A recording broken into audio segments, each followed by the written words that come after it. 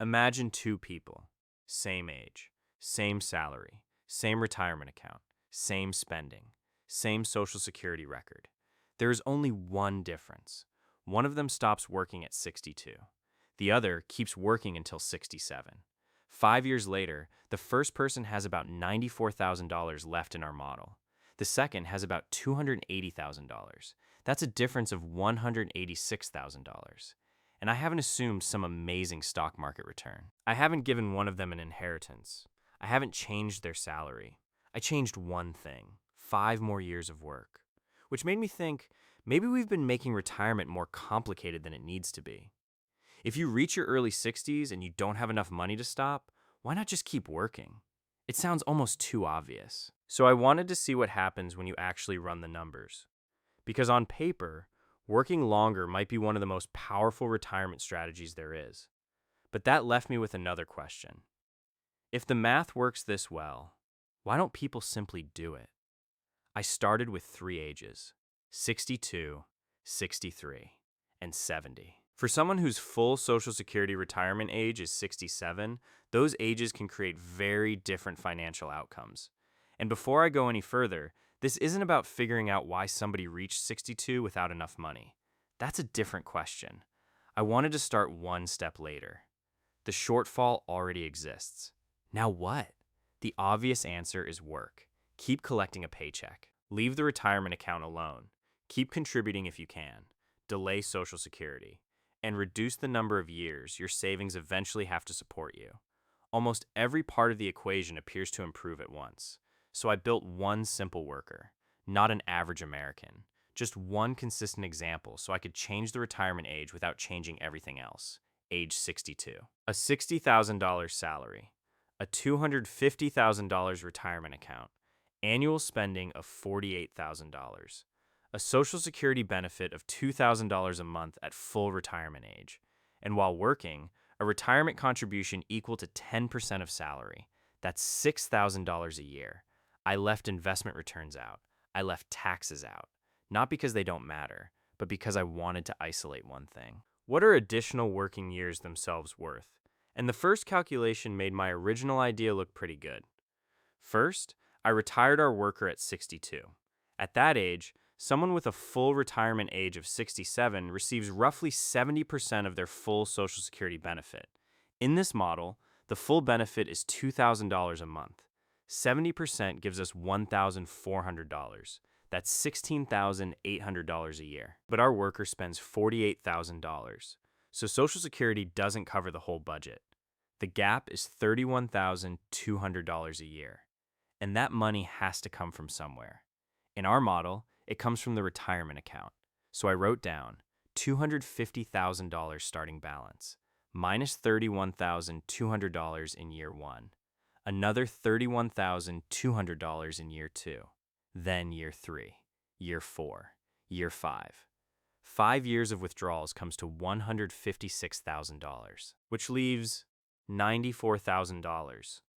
But now I wanted to know what happens when we give the exact same person 5 more working years. So at age 67, the person who stopped working at 62 has roughly $94,000 remaining in this simplified model, and their Social Security is still $16,800 a year.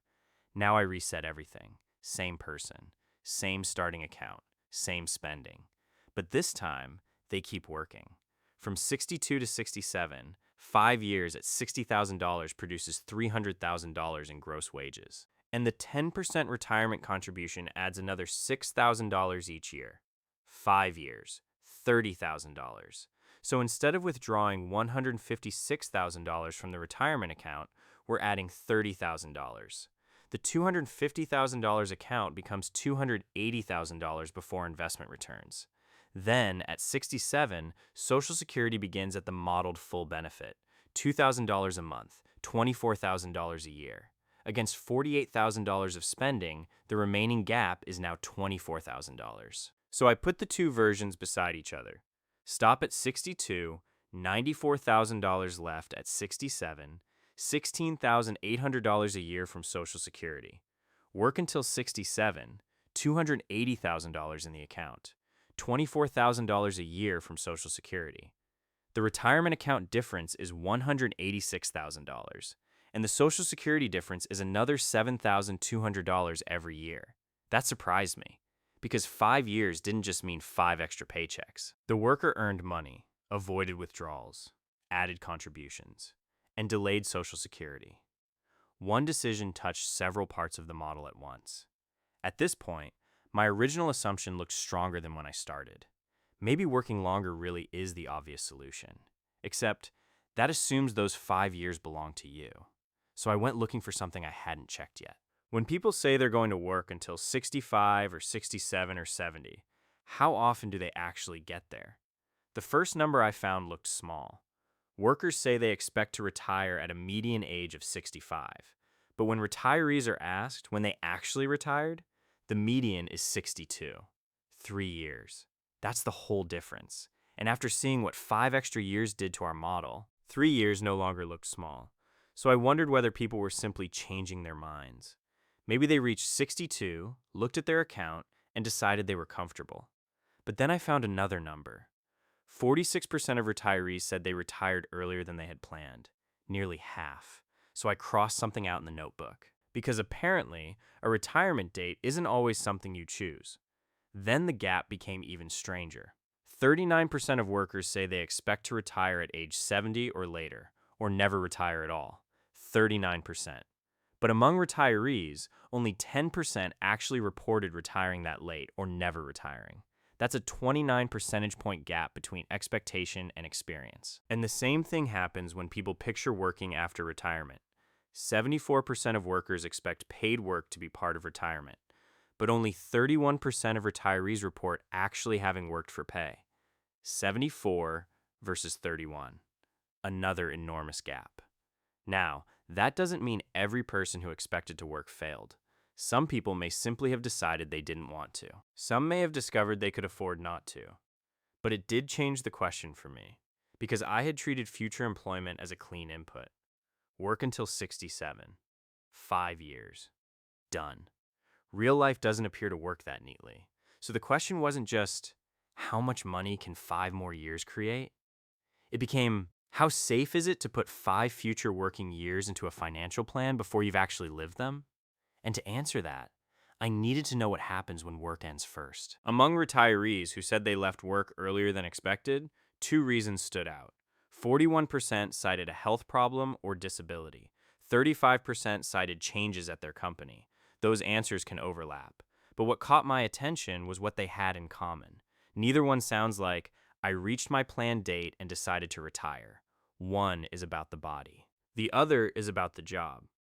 Which means some retirement events are really employment events with retirement consequences. So I went back to our worker. The plan still says, work until 67. But this time, the job ends at 62. No 5 additional years of $60,000 salary. No $30,000 of modeled contributions. And because the worker needs income, we use the early Social Security scenario from before. $16,800 a year. Spending is still $48,000, so the retirement account has to supply $31,200 each year. After 5 years, $156,000 has come out. At 67, $94,000 remains. Now compare that with what the original plan expected, $280,000. The difference is $186,000, but that's only one part. The Social Security check is different too. Wait until 67 in our model, $24,000 a year. Claim at 62. $16,800. That's $7,200 less every year. So one early exit doesn't hit the model once. It hits it repeatedly. The worker loses the wages they expected. The retirement contribution stops. Savings start leaving instead of staying put. And Social Security begins at a lower level. Then there's one more effect. Remember the annual spending gap? At 67, with the full $24,000 Social Security benefit, the account needs to provide $24,000 a year. Under the early claim scenario, it needs to provide $31,200. That's another $7,200 every year that has to come from savings. So now the same person reaches 67 with a smaller account and asks that smaller account to do more work. That was the first moment where my original idea really changed. I had thought the risk of early retirement was you miss some salary.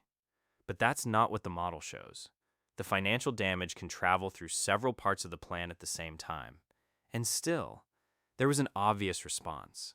Losing one job doesn't necessarily mean you stop working. Maybe you just find another one. Maybe you cut your hours. Maybe the real answer isn't full retirement. Maybe it's part-time work. So I tested that next.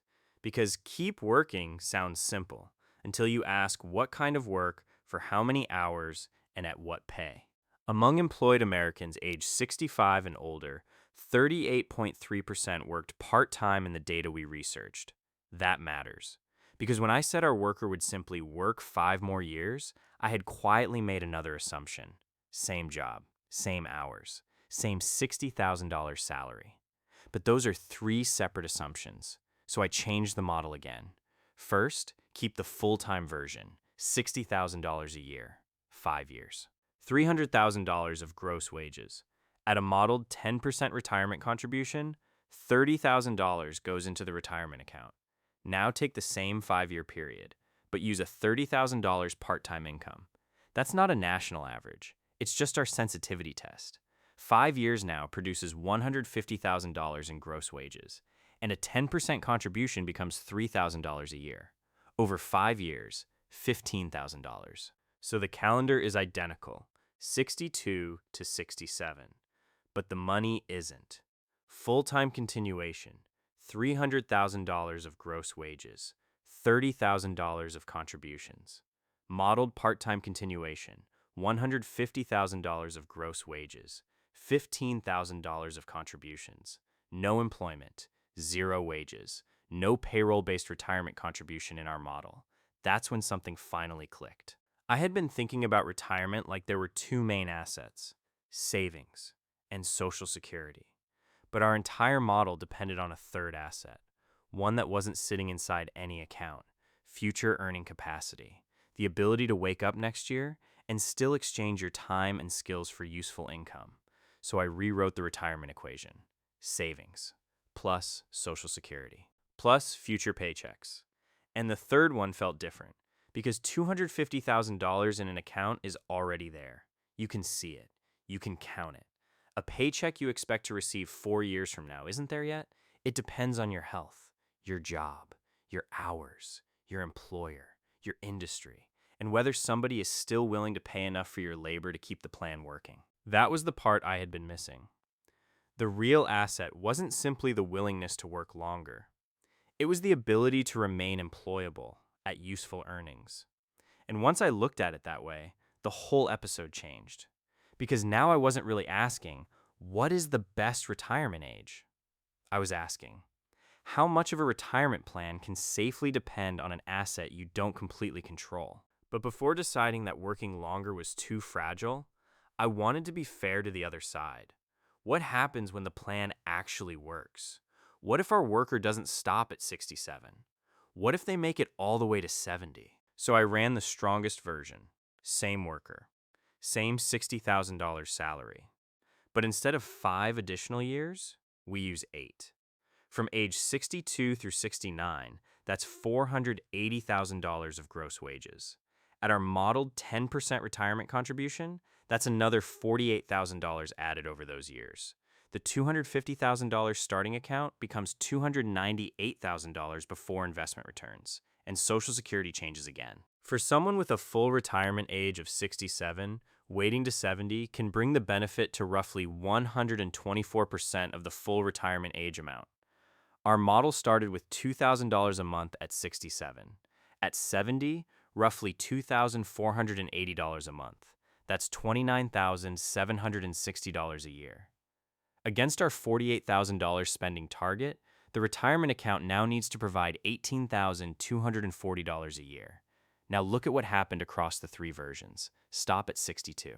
At age 67, roughly $94,000 remains. Social Security is $16,800 a year. The spending gap is $31,200.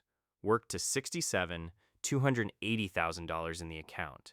$24,000 a year from Social Security, a $24,000 spending gap.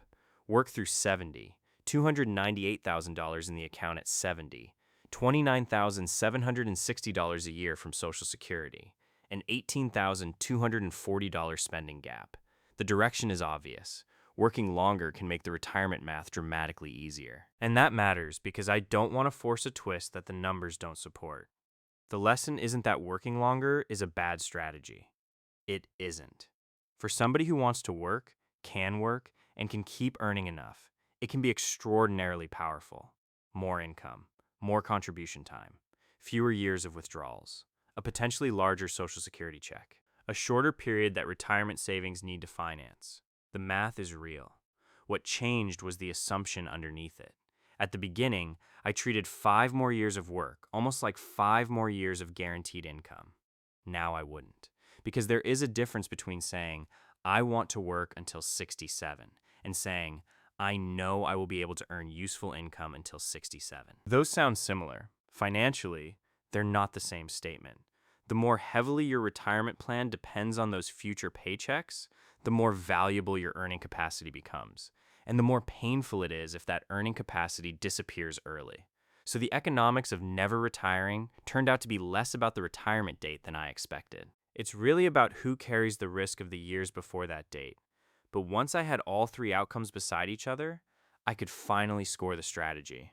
So here's where the model ended.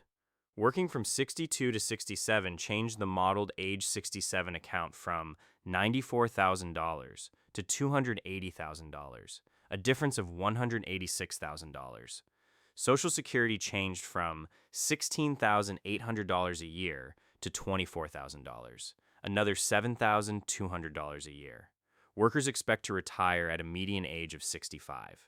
Retirees report a median actual age of 62. 46% said they retired earlier than planned. 39% of workers expect retirement at 70 or later, or no retirement at all. Only 10% of retirees actually reported that outcome. 74% of workers expect some paid work in retirement. Only 31% of retirees report actually having done it. And in our sensitivity model, 5 years of full-time $60,000 earnings produced $300,000 of gross wages, while 5 years at a modeled $30,000 part-time income produced $150,000.